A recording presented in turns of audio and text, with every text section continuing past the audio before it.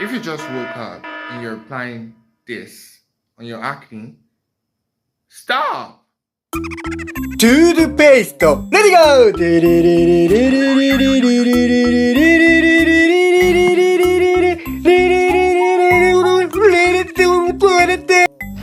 This is a classical story you've probably all been told.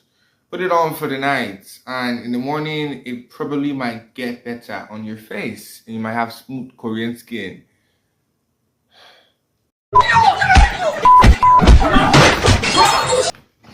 I mean, this is a classic home remedy here in Nigeria, but as a medical student, I think it's my duty to tell you this will not cure your acne. That tingly, hot, burning sensation you're feeling on your skin whenever you rub this is chemical burning. Yes, burning. Your skin, it's burning. Come closer. And today, what I'm really going to be doing in this video is I'm going to be debunking why this is the number one reason why your dark spots are not going. You see this? It's a dark spot I probably got from this. So this is a no-no. Let's learn. To find out more, watch into the video. Let's find out.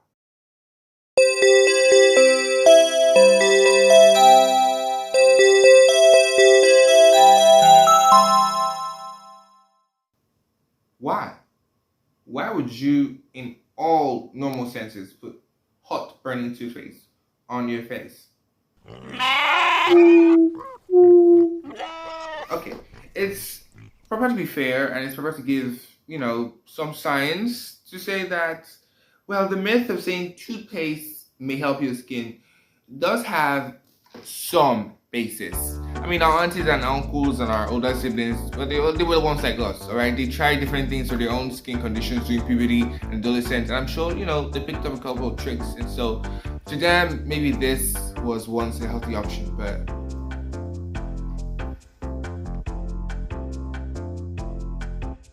technically, many years ago, many toothpaste brands used a secret ingredient called triclosan. Now, triclosan is an antimicrobial agent, or an antibiotic, so to speak. It kills bacteria. Now, if you use toothpaste around the years 2010 and you apply it around your face, most likely you might have had improved results because, well, you had an antimicrobial agent in your toothpaste. It would have killed bacteria in your face, at least some amount of them, and your face would have turned out looking better than it was before you applied it. But now,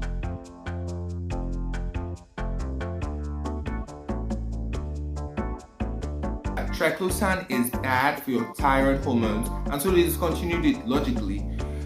That means your normal today's Colgate's, Maclean, Close-Up, Oral-B, or whatever toothpaste brand you're using doesn't have that antimicrobial agent anymore. So what they basically have is your menthol, your baking powder, and of course hydrogen peroxide, all of which are not antimicrobial. So what you're basically doing when you rub toothpaste on your face is that you're putting baking soda and peppermint on your face.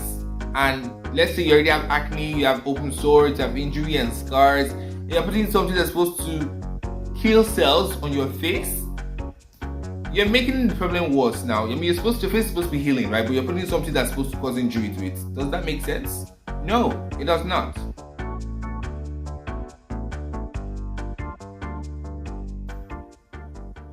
During my physiology days, we talked about homeostasis. And homeostasis, if you basically attended science classes in secondary school, is maintenance of constant internal environments. Or let's just say constant environments overall. Now, your face has what we call your acid mantle, or its pH of about 5.5, meaning it's a bit more acidic. Alright? Now, the baking soda, menthol, and those compounds contained in your toothpaste that you apply on your face have an average pH of around 8.0. Okay? Now, when you apply something that's 8.0 to something that's supposed to be naturally 5.5, because the 5.5ness of it, or its acidic nature, helps to keep the bacteria out, what you're doing is that you are raising the pH of the skin, letting bacteria that's not supposed to get into your skin now easily pass through, and then results in more problems for your already conflicted, so to speak, already stressed skin. You get me?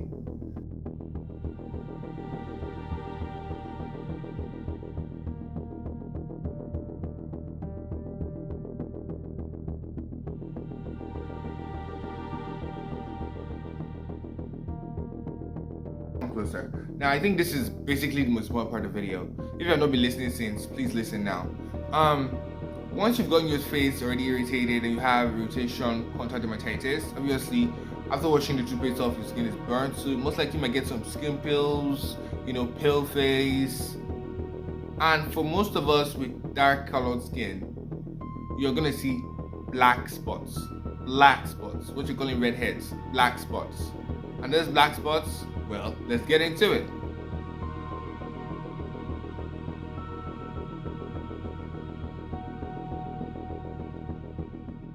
Now, black spots or dark spots are essentially post-inflammatory hyperpigmentation manifestations, in the sense that whenever your skin gets inflamed or damaged, bruised, burnt, not necessarily bruised, mostly damaged internally, like inflammation, or burning, yes, as in the case of use of the toothpaste. Now, whenever your skin gets inflamed as a result of maybe toothpaste use, once your cells, particularly for us dark skin folks, your melanocyte cells, start to see that, okay, something's happening, so it gets panicky, and in the panic mode, it begins to produce more melanin to kind of protect itself, to protect you. Okay, so it's doing what it's supposed to do. It's trying to protect you. Now, this is a normal psychological response. This is what it's supposed to do. Now, when you're done washing off the toothpaste and your skin is already feeling like, oh, you've done something good for yourself, oh, in that delusional sense, sorry, when you're feeling like you've done something good, but not knowing that you've actually ruined your skin, you would have actually, brushed off some excess skin, by, burning yourself. Yeah, that's not bad. But the problem is that the melanocytes will now produce so much more melanin, forming your black spot now. And this melanin spot, which you call your black spot or dark spot, or whatever spot you want to call it, will last you almost 6 months to 2 years. So that black spot that you're trying to not get will be there for like 2 years, as compared to the pimple that you could have just waited it out and it would have gone like 2-3 months. So which do you prefer?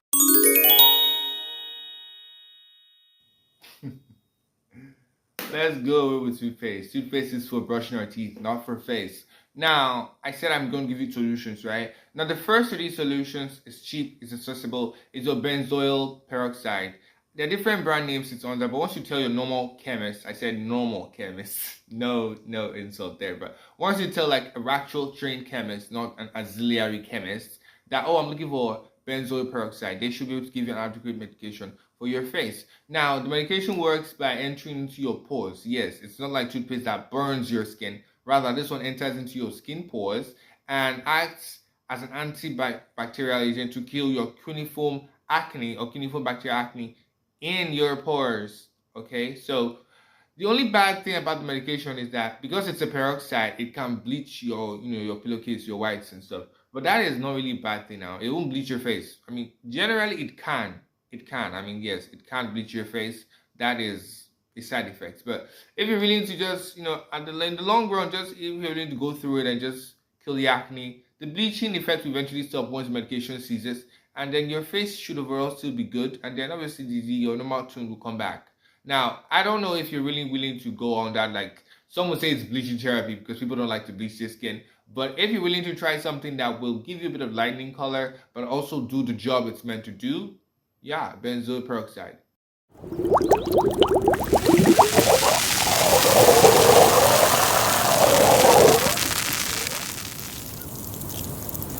Second option is your salicylic acid. Now, your salicylic acid is more like an unplunger, so to speak. Now, one very major reason people get pimples and all the rough faces that we actually naturally have is because our sebum gland or oil gland in our faces are very, very rich. Like, the face has probably one of the largest, if not the largest, concentration of oil glands in any part of the body. Now, imagine this part of the body, this pores, that locked by something in these oil glands, all right? Now, what the salicylic acid does is that it goes there, it unclogs this blockage, and then the oil begins to flow naturally, and there is no pimple forming as a result of the obstruction to the pores. Okay, now I think I explained that well. Essentially, what happens is salicylic acid goes to what? Unblock the pores, which have been blocked by what? Sebum, oil, dust, a variety of things which all help the pimple to grow. Now, the benefit of this one is that it does not cause your dark spots. and generally it does naturally cause bleaching. So if you're scared, oh, I don't want to use benzoyl peroxide because oh, it's going to give me bleached skin. Well, this is your brother, baby. This is the money maker. It is not going to get you bleached up. I mean, for most people it doesn't, so it won't get you bleached up. It will definitely help as long as you use it with other things too. But generally, even with by itself, it would help you as a facial cleanser to help, you know, detoxify your face from all those fats, sweats, and generally give you a much smoother and healthy face. And also, it's found everywhere. It's cheap. Now for the third one, I think this is simple. I think anybody can access this one. You don't even need, you know, big budget. It's cheap essentially. It's your pimple patches, or medically speaking, hydrocolloid patches. Now, if you can get this at your pharmacy, or I don't know, maybe a prescription, maybe from a dermatologist, you could just visit a supermarket and look for pimple patches. They pretty much are the same thing. Pimple patches are hydrocolloid patches. I mean, the right ones should be. Now, what they do is that they suck up the fluid in your pimple while you're asleep and generally help to drain it to a smaller size than whatever it was before you applied the pimple patch. Now, I think overall this method of, you know, helping your skin, you know, cope with all the things that come in acne and puberty and adolescence and all is considerably safest because it doesn't require any chemical element going to your skin or bruising around your skin. It's just where you put it at, and then it helps reduce pimple size. But this is mostly like an aftercare. It's not really like, it's not going to help your face be cleaner or neater like you salicylic acid, or help you treat, you know, already existing facial conditions like your benzoyl peroxide.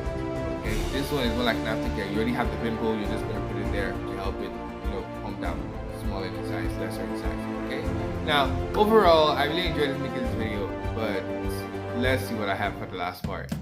Toothpaste is made for the teeth, okay, not for the face. Okay, now using toothpaste, as I already said, can cause, well, skin burns, chemical irritation, disrupt your pH of the skin barrier, and a bunch of other things like your dark spots, which you don't want. Okay, now if you don't want toothpaste, because this is not for your skin, so off we go. The better option is your benzoyl peroxide, although some people might say bleaches them, so if you don't want to use that, you could always use your salicylic acid, which is good. I can use it as a facial cleanser to help, you know, detoxify your pores, reduce the risk of pimples coming out.